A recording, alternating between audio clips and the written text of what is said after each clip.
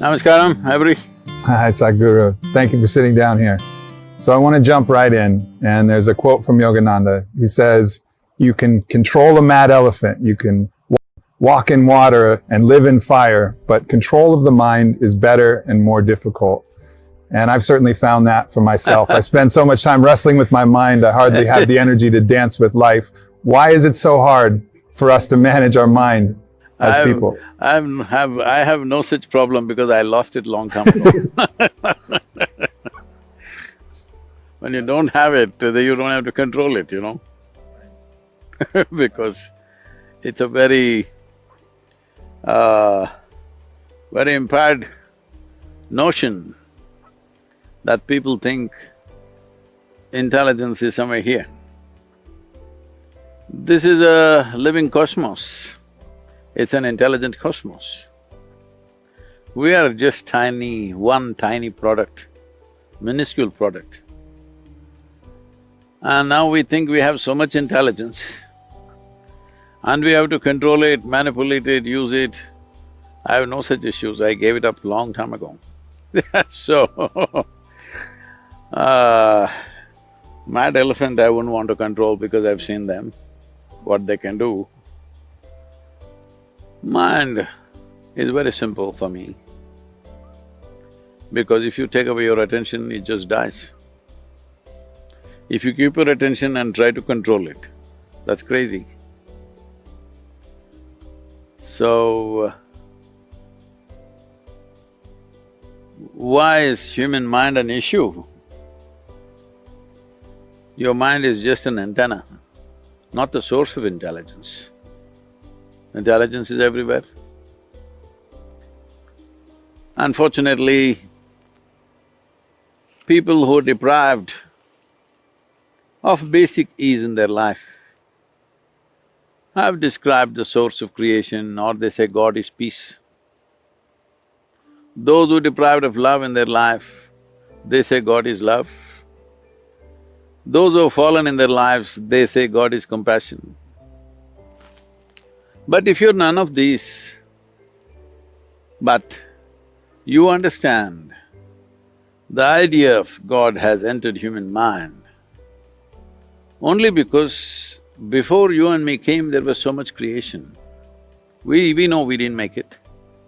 So, when we cannot figure who made all this, somebody makes up a simple story, there is one big man sitting up there, who makes all this? Well, today women are arguing, why can't it be a woman? This argument is going on everywhere, different things. I must tell you this. In some of the southern churches, these arguments going on. Why can't God be a woman? As you know, a couple of elections ago you tried to settle it. You know what happened? Last election, why couple? And there are arguments like this. You heard of Idi Amin, the Uganda man? Idi Amin declared God is black. I also agree with him. Because if a white man can have a white God, why can't a black man have a black God? What's the problem? But you know, white people, black people, they have not seen God because only messengers and sons came to these parts of the world. In India, we know God is brown because Indians believe God landed in India himself, not his son, not his messenger, himself 9 times. 9 times he came to India. So Indians, especially Indians who are living outside the country, are very proud of this. God came to our land himself 9 times. So I keep reminding them that is because God wouldn't trust anybody with Indians. He wanted to do the job hands-on. So he himself came 9 times and failed. Failure is obvious. 9 or 10 times you can debate, but failure is obvious. What I'm saying is, the idea of God or a certain source which could be in some human form or animal form or whatever, has essentially come because you've not paid attention to the creation. The idea has come only because you have no explanation for the creation. But if you pay enough attention, we don't know God loves you or not, we don't know whether God is peaceful or not, we don't know whether God is compassionate or not.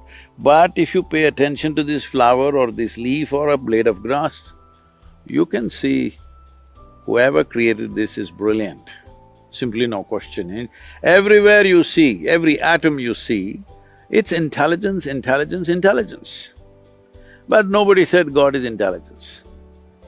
That's the biggest mistake we've made. We said all kinds of things, whatever we need. We say God is wealth if we are poor.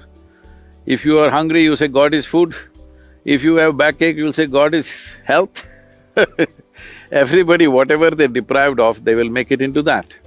Leave all these things, just take one piece of creation, take an ant and pay attention to him. You will see it's a most brilliant creation. But we never said God is intelligence. So, this is a living intelligence, everything here, this very cosmos. In this, where do I think I'm intelligent? If you find access to the intelligence there is, you can function in a phenomenal way. But within this bone box, if you think everything that needs to be there is in this, then all you will do is suffer your intelligence. Now you think a mad elephant is easier to handle than your mind, so you must be madder than the mad elephant? I don't know who said that, but for me, my body, my mind is never a problem. It always cooperates, because that's what it's supposed to do. My body and my mind should take instructions from me, only then it's a useful instrument. If it start doing its own things, then it's a nuisance. And this is what is happening to most people, that their mind is the biggest nuisance in the world. They would be better off without a brain. Yes. If you remove half the brain, everybody is going about struggling to be peaceful. You take away half their brain, they will sit here peacefully, very peacefully. So is that the goal I'm asking? There is a possibility, that is, if you do not harness that possibility, it becomes a major problem. And you don't know how to harness it because you do not know whether it's a horse or an elephant or a cow or a deer. When you do not know the nature of something, how do you deal with it? Suppose, right now here there's a cup sitting here.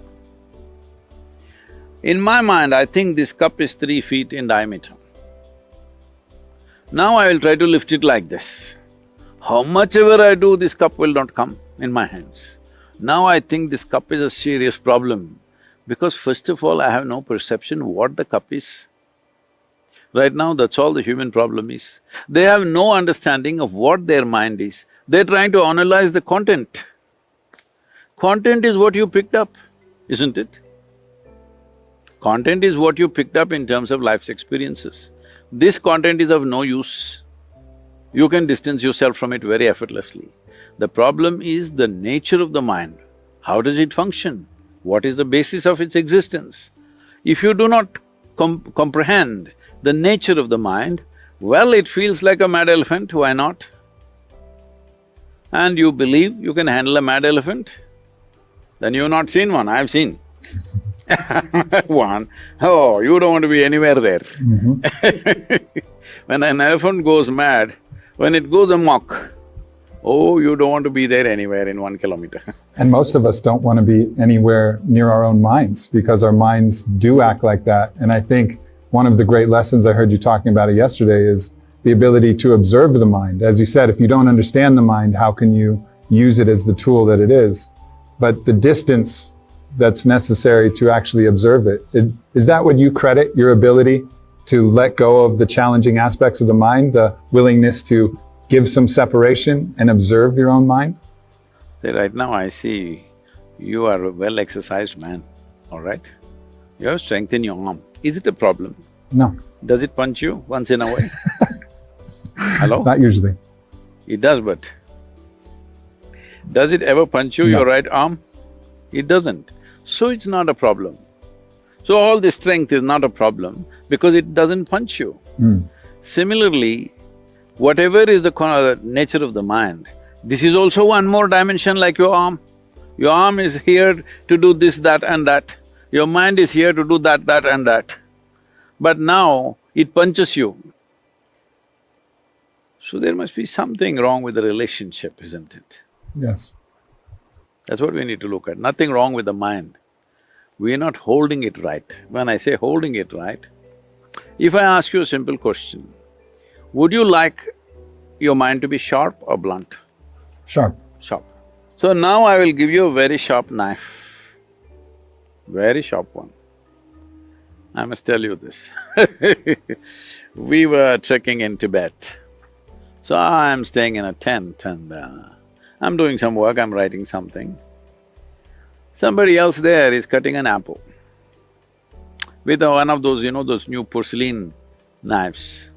So another person who is there in the tent says, "Be careful, it's a very sharp knife." This irritates me because I call something a knife only if it's sharp. If it's a child, if you're 5, 7, 8-year-old child, yes. This is a grown-up man. You don't tell him it's a sharp knife. Then I just look at it and then I continue my work. Again another 2 minutes, again they say, "Be careful, it's a very sharp knife." I said, "Come on, leave him alone." He's a grown-up man, he doesn't know knife is sharp. What is the problem? Is it such a complicated instrument he cannot handle it? He said, "No, Sadhguru, it's a very sharp knife." I said, "God damn it, I call something a knife only if it's sharp. If it's not sharp, throw the damn thing, it's not a knife." And then I continue to work and this person whispers to that person, "Be careful, it's very sharp." Another 2 minutes, that guy cuts his hand. I give up.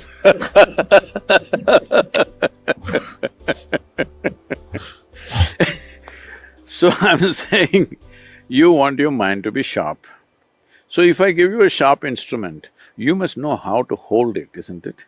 Gotta know where the handle is. If you do not know which is the handle, which is the blade, if you hold the blade tight, of course it'll hurt. This is the only problem with the mind. You're holding it from the wrong end.